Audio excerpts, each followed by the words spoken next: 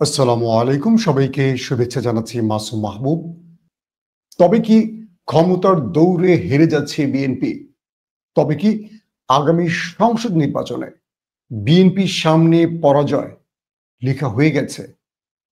তবে কি বিএনপির স্বপ্ন চূর্ণ হয়ে যাচ্ছে, নাকি বিএনপি আবার সকল ষড়যন্ত্র মোকাবেলা করে ঘুরে দাঁড়াবে? আগামী নির্বাচনে বিএনপির সামনে সবচেয়ে বড় প্রতিপক্ষ হয়ে দাঁড়িয়েছে জামায়াতে ইসলাম। কি করে সম্ভব? চলুন এই বিষয়গুলো নিয়ে বিস্তারিত আলোচনা করতে চাই। প্রিয় দর্শক, আমরা বিগত ৫৪ বছর ধরে দেখেছি বাংলাদেশের প্রধান দল ছিল আওয়ামী লীগ। এরপর একে একে অনেক দল ভ্যানিশ হয়ে গেছে। তারপর শহীদ জিয়াউর রহমানের হাত ধরে এসছে জাতীয়তাবাদী বিএনপি। কিন্তু এই জিয়াউর রহমানের হাত ধরে যে দলটি প্রতিষ্ঠিত হয়েছে, এটি বাংলাদেশের সকল মানুষের হৃদয়ের মণিকোঠায় স্থান পেয়েছিল। এবং জিয়াউর রহমানকে হত্যার পর তার স্ত্রী বেগম খালেদা জিয়া একজন গৃহিণী থেকে হয়ে গেলেন বাংলাদেশের নেত্রী। বেগম খালেদা জিয়া যখন রাজনীতির হাল ধরলেন, ৯০-তে স্বৈরাচারের বিরুদ্ধে আন্দোলন করলেন, জুলুম নির্যাতনের সকল শৃঙ্খল ভেঙে বিজয় এনে দিলেন বাংলাদেশিদের। এরপর তিনি স্থান পেলেন মানুষের হৃদয়ের মণিকোঠায়। আপোষহীন এই নেত্রী ভারতীয় আধিপত্যের বিরুদ্ধে, আওয়ামী ষড়যন্ত্রের বিরুদ্ধে, বিদেশি বিভিন্ন এজেন্সির বাংলাদেশ বিরোধী ষড়যন্ত্রের সকল জাল ছিন্ন করে এই দেশকে একটা স্বপ্নের যাত্রায় এগিয়ে নিয়ে যাচ্ছিলেন। এরপর বিভিন্ন ঘটনার মধ্য দিয়ে আসে 1-11, যেখানে -2 ফর্মুলার পরিকল্পনা থেকে হঠাৎ করে চলে আসে -1 ফর্মুলা। মাইনাস হয়ে যায় জিয়া পরিবার। তারেক রহমানকে বিনা অপরাধে নির্যাতন করা হয় গোপন অন্ধকারে। অর্থাৎ তাকে গ্রেফতারের নামে আইন শৃঙ্খলা বাহিনী, এই দেশের এজেন্সিগুলো, গোয়েন্দা বাহিনীগুলো নির্মম নির্যাতন করে। তারপর তাকে বিদেশে চিকিৎসায় পাঠানো হয়। এরপর শুরু হয় বিএনপি এবং জামায়াতের উপর নির্যাতন। পুরো নির্যাতনের পরিকল্পনাটি সাজিয়ে দেয় ওপার থেকে দিল্লি, সঙ্গে বাংলাদেশের গোয়েন্দা বাহিনী এবং আওয়ামী ফ্যাসিস্ট। এই রূপটি ক্রমান্বয়ে প্রকাশিত হতে থাকে। প্রায় ১৬ বছর পর বাংলাদেশের ছাত্র জনতার অভ্যুত্থানে, বিপ্লবে এই দেশ আবারও স্বাধীন বাংলাদেশ হিসেবে আমাদের সামনে প্রতিষ্ঠিত হয়। কিন্তু গত ১ বছর বা তারও কিছু বেশি সময় ধরে হাসিনা দিল্লিতে পালিয়ে যাবার পর থেকে আমরা দেখতে পাচ্ছি বিএনপি তার পূর্বের রূপে আর নেই। বিএনপির ভেতরে হাইব্রিড, কিংবা বিএনপির ভেতরে কিছু দুষ্ট লোক বিএনপিকে এভাবে মানুষের কাছে অপ্রিয় করে তুলছে। আমার কাছে মনে হয় এটি সত্য। জনাব তারেক রহমান লন্ডন থেকে এই দলটাকে গোছাবার জন্য আপ্রাণ চেষ্টা করছেন। এই দলটিতে অনেক ত্যাগী নেতা রয়েছেন, বিগত ১৬ বছর যারা নির্মম নির্যাতন ভোগ করেছে, গুম, ক্রসফায়ার, খুন, রাজনৈতিক বিরোধী মত দমনে এই দক্ষিণ এশিয়াতে এমন নির্মম নির্যাতন নেই যেটি শেখ হাসিনা করেনি। সবটাই করেছে হাজার হাজার মানুষের প্রাণের বিনিময়। এই দেশ আবার হাসিনা মুক্ত হয়েছে। কিন্তু বিএনপির উপর যে মানুষের স্বপ্ন ছিল, সেই স্বপ্ন কি বাস্তবায়ন হতে যাচ্ছে, নাকি উল্টো পথে হাঁটছে বিএনপি? এরকম বহু চিত্র বা বহু প্রশ্ন এখন মানুষের সামনে। দর্শক, যে বিএনপিকে নিয়ে আমরা লড়াই করেছি, বা যে বিএনপির জন্য আমরা এত বড় ফাইট দিয়েছি বিগত ১ যুগের বেশি সময় ধরে, হঠাৎ করে সেই বিএনপিকে আমরা বিএনপির মধ্যে আর খুঁজে পাচ্ছি না। যে বিএনপিতে ডানপন্থীদের আধিপত্য ছিল, তারা হঠাৎ করে কোণঠাসা হয়ে গেল, বামপন্থী গ্রুপটি স্ট্রং হয়ে গেল। বাংলাদেশে যে বিএনপি বিরোধী মত, অর্থাৎ বিএনপি জামাত বা ২০ দলীয় জোট গঠন করে হাসিনা বিরুদ্ধে আন্দোলন করেছে, আমরা দেখতে পেলাম এরা নিজেরাই বিভাজিত হয়ে গেছে। যে ১৬ বছর ধরে আওয়ামী লীগ জামায়াতকে মুক্তিযুদ্ধ বিরোধী, মানবতা বিরোধী উল্লেখ করেছে, কিন্তু বিএনপি তার কোলে আশ্রয় দিয়েছিল জামায়াতকে। হঠাৎ করে হাসিনা চলে যাবার পর বিএনপি এখন নিজেই জামায়াতকে মানবতা বিরোধী কিংবা ৭১-এর মুক্তিযুদ্ধ বিরোধী বলছে। কিন্তু গত ১৬ বছর এই শব্দগুলো আমরা বিএনপির কাছে একবারও শুনিনি। তার মানে রাজনৈতিকভাবে একে অপরকে ঘায়েল করার জন্য এই কার্ডগুলো তারা ব্যবহার করছে, এটাই স্পষ্ট। যখন বিপ্লব শেষ হয়, আওয়ামী লীগ পালিয়ে যায়, তখন দুটো দৃশ্য আমরা দেখেছি। এক, যারা বৈষম্য বিরোধী আন্দোলন করেছেন তারা রাষ্ট্রের গুরুত্বপূর্ণ পদে বসে গেছেন, ৩ জন বসে গিয়েছিলেন উপদেষ্টা মণ্ডলীতে। বাকিরা খুব রাষ্ট্রের মানে ক্ষমতার খুব কাছাকাছি থেকে পাওয়ারের রাজনীতি শুরু করে দিয়েছেন। অভিযোগ উঠেছে এদের অনেকেই তারা দেন দরবার, তদবির, চাকরি এটা সেজাতে অজস্র টাকার মালিক হয়ে গেছে। যারা ৩ বেলা খেতে পারেননি তাদের কাছে এখন টাকার পাহাড় জমে গেছে। আর অন্যদিকে বিএনপি সারা দেশে শুরু করে চাঁদাবাজি, টেন্ডারবাজি, দখলদারিত্ব, যে কারণে বিএনপির নামটি হয়ে যায় টেম্পো স্ট্যান্ড। দুটো দৃশ্য আমরা দেখলাম। একটি হলো এনসিপি বা বৈষম্য বিরোধীরা যারা সারা দেশে তদবির বাণিজ্য থেকে শুরু করে নানান রকম সুবিধার নামে, মানুষকে সুবিধা দেওয়ার নাম করে অজস্র টাকা হাতায়, বিদেশে পাচার করে, এমন তথ্য বা এমন অভিযোগ উঠেছে। পাশাপাশি বিএনপির বিরুদ্ধে অভিযোগ উঠেছে তারা দখলদারিত্ব চালিয়েছে, টেন্ডারবাজি করেছে, অর্থাৎ চাঁদাবাজি করেছে। এখন পুরো বাংলাদেশের চাঁদাবাজ শব্দটার সাথে বিএনপি নামটি জড়িয়ে গেছে। তখন তৃতীয় পক্ষ জামাত, যারা হাসিনার বিরোধী আন্দোলনে একদম মূল শাখায় কাজ করেছে। বলা হচ্ছে এই আন্দোলনের নেপথ্যে জামাত এবং শিবির মূল ভূমিকায় ছিল, কিন্তু জামাত এবং শিবির তারা খুব কৌশলী ভূমিকা নিয়েছে এক্ষেত্রে।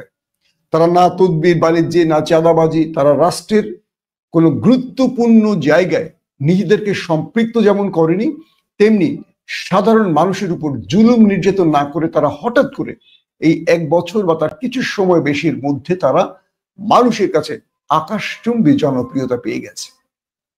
তার প্রথম রেজাল্ট আমরা দেখলাম ৯ তারিখ ডাকসু নির্বাচনে, যখন ঢাকা বিশ্ববিদ্যালয়ের সবচেয়ে বড় রাজনৈতিক দল বিএনপির ছাত্র সংগঠন ছাত্রদল আমরা দেখলাম করুণ পরাজয় বরণ করেছে শিবিরের কাছে। ২৮টি পদের মধ্যে একটি পদও ছাত্রদল পায়নি। অধিকাংশ পদগুলো পেয়েছে কারা? শিবির। আর কিছু পদ, হাতে গোনা ২-৪টি পদ পেয়েছে স্বতন্ত্র। তার মানে একটি পদ পায়নি কেন ছাত্রদল, সব কেন শিবির? এই উত্তর খুঁজতে খুঁজতে তার ২ দিন পর ১১ তারিখে আমরা দেখলাম জাহাঙ্গীরনগরে জাকসু নির্বাচন। সে নির্বাচনে আমরা দেখলাম বিএনপি একইভাবে পরাজিত হয়েছে, অর্থাৎ বিএনপির ছাত্র সংগঠন ছাত্রদল একইভাবে পরাজিত হয়েছে। এরপর সারা বাংলাদেশে আমরা একটা নতুন চিত্র দেখতে শুরু করেছি, যে বিএনপি নির্বাচনের জন্য প্রতিদিনই বারবারই চিৎকার করত দ্রুত নির্বাচন দিন, দ্রুত নির্বাচন দিন। যখন ডক্টর ইউনূস ক্ষমতায় বসেননি, তিনি বসেছিলেন ৮ তারিখে, হাসিনা পালিয়েছিল ৫ তারিখে, ৭ তারিখে নয়াপল্টনে বিএনপি সমাবেশ করে ৩ মাসের মধ্যে নির্বাচন চেয়েছিল। মনে আছে আপনাদের? সারা বাংলাদেশ তখন সিসি করেছে যে এত বড় রক্তক্ষয়ী বিপ্লবের পর বিএনপি কি করে নির্বাচন চায় এই মুহূর্তে, দেশের মধ্যে বহু সংস্কারের প্রয়োজন থাকার পরও। তারপর দেখেছি বিএনপি প্রতিদিন নির্বাচন নির্বাচন নির্বাচন, এই যোগতে ক্লান্ত হয়ে গেছে। কিন্তু হঠাৎ করে জাকসু নির্বাচনের পর, শিবির জামাতের বিজয়ের পর বিএনপি বুঝতে পেরেছে সারা দেশের দৃশ্য পাল্টে গেছে। লন্ডন থেকে বাংলাদেশ, নয়াপল্টন থেকে বাংলাদেশের প্রতিটি শাখায় একটা নতুন টেনশন সৃষ্টি হয়েছে। আগামী সংসদ নির্বাচনে বিএনপিকে জিততে পারবে? এই প্রশ্নটি এখন বিএনপির সামনে, যে কারণে বিএনপি এখন দ্রুত নির্বাচন শব্দটি আর উচ্চারণ করছে না।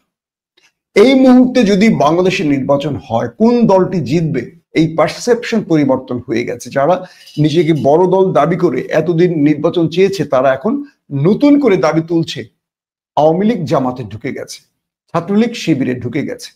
এই অভিযোগ তারা এখন নতুন করে নতুন ন্যারেটিভ হিসেবে প্রকাশ করছে। অথচ সারা দেশে আওয়ামী লীগের ব্যবসায়ী, আওয়ামী লীগের নেতাদের সুবিধা দিচ্ছে বিএনপি, ছাত্রদল, যুবদল, স্বেচ্ছাসেবক দল, বিনিময়ে তাদের কাছ থেকে টাকা নিচ্ছে।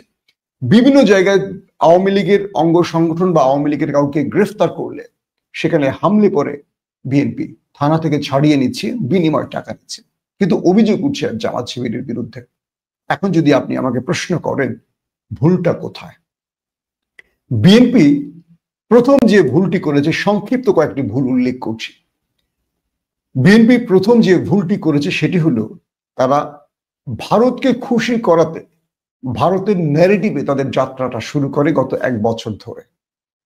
তারা আওয়ামী লীগ নিষিদ্ধ চায় না, তারা জাতীয় পার্টি নিষিদ্ধ চায় না, তারা 72-এর সংবিধান পরিবর্তন চায় না, অথচ এই বিষয়গুলো বিগত আন্দোলন সংগ্রামে বেগম জিয়া তারেক রহমান নিজেরাই বলেছিলেন পরিবর্তন করবেন। সংবিধান পরিবর্তন বা ছুঁড়ে ফেলার ঘোষণা দিয়েছিলেন বেগম খালেদা জিয়া। কিন্তু আজকে বিএনপি 72-এর সংবিধান চায়, যে 72-এর সংবিধান তৈরি করে দিয়েছিল ভারত। ভারতের সেই সংবিধানই অটুট থাকতে চায় বাংলাদেশের সবচেয়ে বড় দল বিএনপি। এবং যে আওয়ামী লীগ বাংলাদেশের মানুষের উপর জুলুম নির্যাতনের সকল রেকর্ড ভঙ্গ করেছে তারও নিষিদ্ধ চায় না। এবং যে আওয়ামী লীগকে, অবৈধ আওয়ামী লীগকে বৈধতা দিয়েছিল 14 দল, তাদেরও নিষিদ্ধ চায় না জাতীয়তাবাদী বিএনপি। পাশাপাশি সারা দেশে চাঁদাবাজি, দখলদারিত্ব এগুলো তো রয়েছে। বিএনপির নেতাদের টকশোতে বক্তব্য কিংবা জনসভায় বক্তব্য, তাদের পুরো ন্যারেটিভ বিগত 16 বছরের চিত্রগুলোকে এলোমেলো করে দেয়। ক্রমান্বয়ে মানুষের মনের ভেতরে বিএনপির প্রতি ভালোবাসা হারাতে শুরু করে। যারা বিএনপি করতেন, ভালোবাসতেন, বিএনপির জন্য মাঠে নেমেছেন, তারাও আস্তে আস্তে বুঝতে পারছেন বিএনপি ভুল ন্যারেটিভে চলছে। হঠাৎ করে বিএনপির ডানপন্থী নেতারা পর্দার অন্তরালে চলে যায়, বামপন্থী নেতারা সামনে চলে আসে, যে কারণে বিএনপিকে আমরা দেখছি মূল ইসলামী মূল্যবোধের যে জাতীয়তাবাদের বিএনপি সেখান থেকে সরে গেছে। আমরা সোশ্যাল মিডিয়া দেখছি যারা বামপন্থী তাদের আস্ফালন বেড়ে গেছে, আর যারা ডানপন্থী তাদেরকে বিএনপি আর ওন করছে না। সকল কিছু মিলে বিএনপি প্রথম ধাক্কাটা খেলো এই দুটো বিশ্ববিদ্যালয়ের মাধ্যমে। দ্বিতীয় বিএনপি যে ভুলটি করেছে, বিএনপি তার প্রতিপক্ষ জামাতকে আবারও 71 ইস্যুতে বা 71 ন্যারেটিভে ঘায়েল করতে ব্যস্ত হয়ে যায়, যেটি বিগত 16 বছর আওয়ামী লীগ করেছে, এটিও মানুষ গ্রহণ করে না। তৃতীয় যে বিষয়টি, বিএনপি তার সঙ্গে থাকা 20 দলীয় জোটের বাকি মিত্রদের সাথে অহংকারী আচরণ শুরু করে। অর্থাৎ বিএনপি বোঝাতে চায় আগামীতে আমরাই ক্ষমতায় আসছি, তোমরা আমাদের পা টিপতে শুরু করো, অথবা তোমরা আমাদের পেছনে দাঁড়াও, আমরা যা বলবো তাই করো। কিন্তু এই ছোট দলগুলোর বিপ্লবে অনেক বড় ভূমিকা ছিল, এই আলিম ওলামাদের বিপ্লবে অনেক বড় ভূমিকা ছিল, যেটা বিএনপি ভুলে গেছে। বিএনপির চেয়ে অনেক বড় বড় ভূমিকা পালন করেছে আমাদের মাদ্রাসার ছাত্ররা, কিন্তু বিএনপি সেই অবদান ভুলে যায়। তারপরে বিএনপির ভুল ছিল হঠাৎ করে বিএনপি মৌলবাদ ইস্যুটি কিংবা শরিয়া যে বিধান, শরিয়া আইন, এটার বিরুদ্ধে সোচ্চার হয়ে ওঠে। বাংলাদেশ নাকি মৌলবাদের দিকে হাঁটছে, এই মৌলবাদীদেরকে দমন করবে বিএনপি, বা মৌলবাদী রাষ্ট্র গঠন করতে দেবে না। তো এই মৌলবাদ শব্দটিকে আমরা জানি কোন ন্যারেটিভে কারা এতদিন ব্যবহার করেছে, সেই ন্যারেটিভটা আবারও গিলেছে বিএনপি। এখানেও তৌহিদি জনতা বা ইসলাম প্রিয় মানুষের হৃদয় আঘাত করেছে। এরপর আমরা দেখলাম বিএনপির মহাসচিব মির্জা ফখরুল ইসলাম আলমগীর, তিনি শরিয়া আইনের বিরুদ্ধে মতামত দিয়েছে। এটাও বাংলাদেশের ধর্মপ্রাণ মানুষের হৃদয় আঘাত করেছে। একটি কথা মনে রাখতে হবে, আওয়ামী লীগের বিপরীতে মানুষ বিএনপিকে ভালোবাসে একটাই কারণে, যে বিএনপির মধ্যে মানুষ জাতীয়তাবাদের সঙ্গে ইসলামী মূল্যবোধের বিশ্বাসের জায়গাটি খুঁজে পেত এত বছর, অর্থাৎ জিয়াউর রহমান এবং খালেদা জিয়ার এই শাসন আমলে বা তাদের নেতৃত্বের সময়। কিন্তু বর্তমান বিপ্লবের পর এই 1 বছরে বিএনপিকে পুরো আওয়ামী লীগের কপি মনে হচ্ছে অনেকের কাছে, যে কারণে বিএনপির বিকল্প একটা শক্তিশালী নেটওয়ার্ক তৈরি হচ্ছে, সেটা জামায়াতের নেতৃত্বে। ইতিমধ্যে জামায়াত সহ বাকি ইসলামী দল এক বাক্সে ভোট নেয়ার বা এক বাক্সে তারা ভোট নেবে এমন প্রতিশ্রুতিতে কাজ শুরু করেছে, যে কারণে তারা সাম্প্রতিক বক্তব্যের মাধ্যমে সারা দেশে বিভিন্ন কর্মসূচি ঘোষণা করেছে। এবং জামায়াত বিপ্লবের পর জামায়াত এবং তার ছাত্র সংগঠন শিবিরের এত ক্লিন ইমেজ কিংবা ওয়েলফেয়ার সিস্টেমে তাদের কল্যাণকর যে রাজনীতি, এবং তারা মানুষের কাছে তাদের বার্তাগুলোকে এত চমৎকার ভাবে তুলে ধরতে পেরেছে, যেটা বিগত সময় কখনো পারেনি, এবং মানুষের আস্থার জায়গায় পৌঁছে গেছে এখন জামায়াত। আর বহু বিএনপি লোকেরাই এখন বলছেন তারা বিএনপিকে ভোট দেবেন না। তার মানে বিএনপি আওয়ামী লীগের ভোট টানতে গিয়ে নিজের ঘরের ভোটগুলো হারিয়ে ফেলেছে। এই জায়গাটাই বিএনপি সবচেয়ে বড় ধাক্কা খেয়েছে। এখন কেউ যদি বলে থাকে ছাত্রলীগ ভোট দিয়ে সাদিক কায়েমকে ভেবি বানিয়েছে, তাহলে প্রশ্ন হবে 5,000 ভোট আবিদ পায় আর 14,000 ভোট পায় সাদিক। যদি ধরে নিলাম সাদিকেরও 5,000 আবিদেরও 5,000, তাহলে প্রায় 10,000-এর কাছে বা 9,000 অতিরিক্ত ভোট ছাত্রলীগের ছিল। যদি তাই হয় তাহলে এত বছর বিএনপি কি করেছে? এখন তো তাহলে মানুষ আওয়ামী লীগ এবং ছাত্রলীগকে চায়। এই যে বিএনপি নেতারা বিভিন্ন সময় বিভিন্ন কথা বলছেন, এই কথাগুলো মানুষকে আরো বিভ্রান্তিতে ফেলছে। তাদের নেতাদের ব্যাপারে মানুষের নেগেটিভ ধারণা তৈরি হচ্ছে। সবকিছু মিলে জনাব তারেক রহমান হয়তোবা বুঝতে পারছেন তিনি যে ন্যারেটিভে নেমেছিলেন এই ন্যারেটিভটি ভুল। তাই তিনি হঠাৎ করে সামনে এনেছেন আবারও একজনকে, লুৎফুজ্জামান বাবর, যাকে ভারতের জম বলা হয়। তিনি স্ক্রিনে এসছেন, সচিবালয়ে গেছেন, হঠাৎ করে ব্যাকফুটে থেকে সামনে এসে আবারও গণমাধ্যমে নতুন বার্তা পৌঁছে দিলেন। এটারও সিগনিফিকেন্ট অনেক ব্যাখ্যা ইনশাআল্লাহ আমরা সামনে দেব। আবার বিএনপির ডানপন্থী নেতা হিসেবে পরিচিত আমাদের সাবেক স্বরাষ্ট্রমন্ত্রী আলতাফ হোসেন, তিনি বলেছেন ভারত পাকিস্তানকে ভাঙতে চেয়েছে।